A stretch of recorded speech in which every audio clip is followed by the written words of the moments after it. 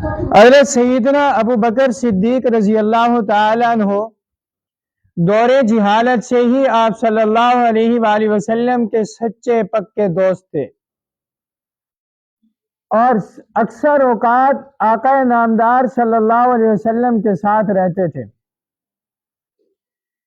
حتیٰ کہ جب آپ صلی اللہ علیہ وسلم اپنے چچا ابو طالب کے ساتھ شام تجارت کی غرض سے تشریف لے گئے، راستے میں بحیرہ راہب سے ملاقات ہوئی تو اس وقت بھی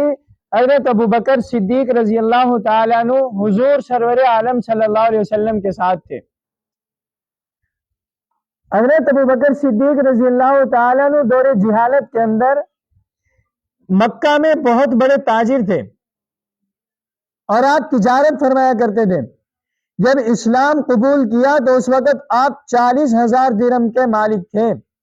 وہ 40,000 درہم جناب سیدنا صدیق اکبر رضی اللہ تعالیٰ عنہ نے اللہ کے راستے میں خرچ کر دیے۔